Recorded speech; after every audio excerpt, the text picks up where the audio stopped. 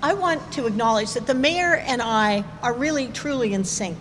And during this budget, and thanks to my council colleagues, we are expanding services for people who are most vulnerable.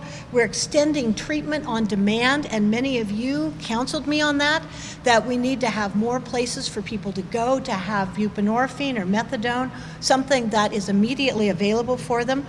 We have and will be building more supportive housing.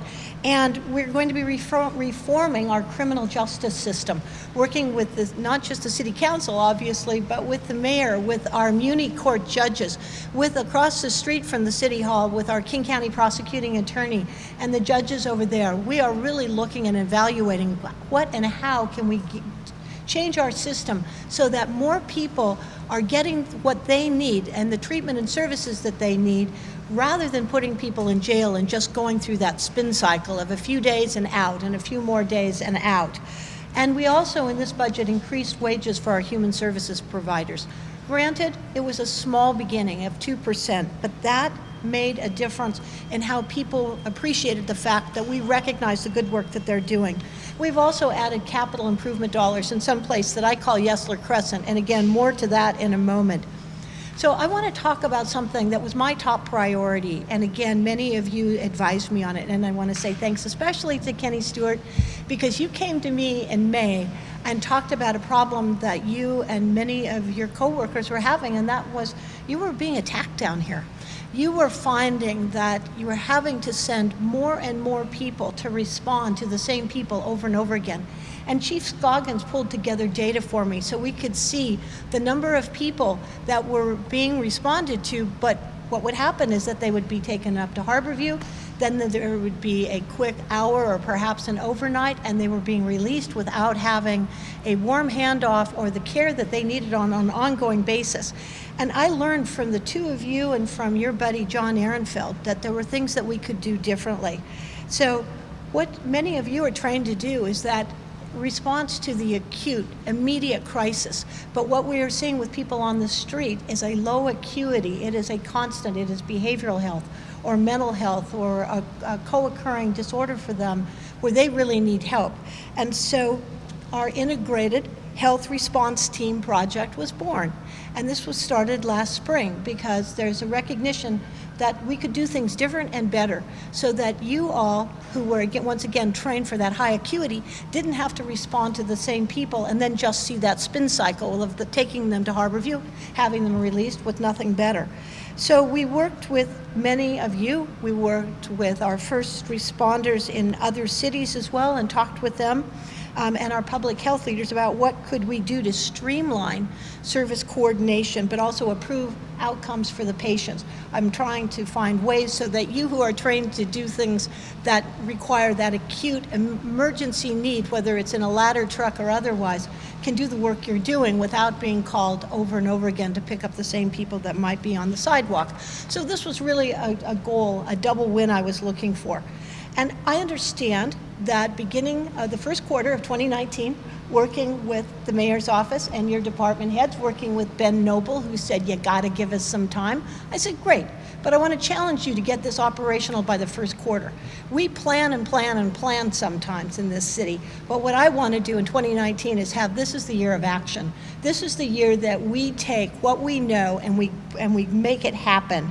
So I understand that our first mobile health response team will be self-selected, that those who want to participate will. You're not going to be voluntold to participate in this, and we will have appropriate sized vehicles with the appropriate equipment, and we will be able to have a pilot downtown to see how it works, with the idea that as you find someone on the sidewalk, you will have the connections, and it might be our crisis connections at Northgate, where you can find out, where can I take this individual?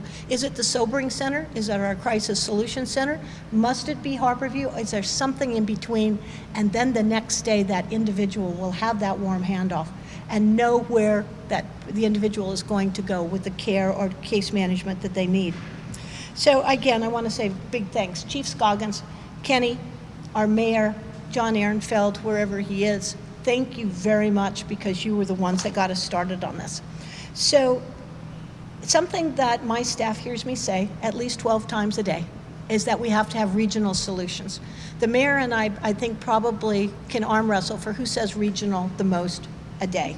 So as we're looking at trying to build more housing, what we know around this city and the county and our tri-county and maybe four-county area, if you add Kitsap to this, is we have to have hundreds of thousands of more housing units to address the needs of people who are here and the people we know are already coming.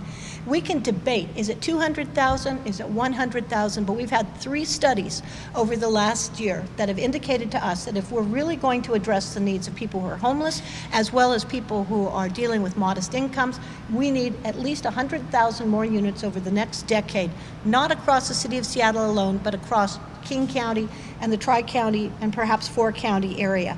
I really am going to be working with this mayor and other visionary leaders to make sure that we fund, that we're able to fund, and that we have big movement towards this regional approach. Claudia Balducci, our King County Council member from Bellevue, has been fabulous. I want to recognize Rod Dembowski as well as my council colleagues here, Councilmember Herbold, Councilmember O'Brien, and others. We're going to make this happen this year. You know that San Francisco did something pretty marvelous, but we need to do something as well that includes the labor community, our business community, the philanthropy, and nonprofits. I do not believe we can make this go on our own. And I want to acknowledge once again, Ben Noble, thank you very much for helping us turn over the seat cushions to see was there money under there that we could use to look in under every possible rock, because there are some special projects that mean a lot to me. One is our Yesler Crescent at behind the county, what's called City Hall Park, Fortson Square, Pioneer Square, the work we're going to be doing in Belltown and Uptown and Queen Anne and Magnolia. It makes a difference that we had the partnership and the money to be able to do this and complete our waterfront. The viaduct is coming down at the end of this year. We've got a lot of work to connect our downtown and neighbors. And during this time, of course, with I love the term, which is the time of maximum traffic constraint, we've got to figure out ways and really build on what we know to move people and goods downtown, in and through downtown. And we're going to be doing this. Councilmember Herbold and I have been also looking at what can we do on First Avenue for a dedicated lane, whether it's buses or other alternative modes of transportation. Councilmember O'Brien and I are absolutely committed to making sure our downtown bicycle network is working and moving forward faster. I ride my bike all the time, and as I told somebody last week, twice in a week I came within inches of getting nailed by a car. Now, I got to tell you, this doesn't make me feel good. And I'm going to continue riding my bike, but I would like to have it safer. And if we're doing an all ages and abilities model, we've really got to get these bicycle network connections done. So working with that and big freight and making sure that packages can get delivered while we're seeing such a time, I know that we can make progress, that the vision is there, the money is there, the know-how is there. Putting our arms around each other to get it done is what I'm dedicated to do. And I just want to say thank you one more time, Mayor Durkin, who is a good friend, her department heads, all of you who are here, my friends from the firefighters and the first responders. Thank you so much for working with me.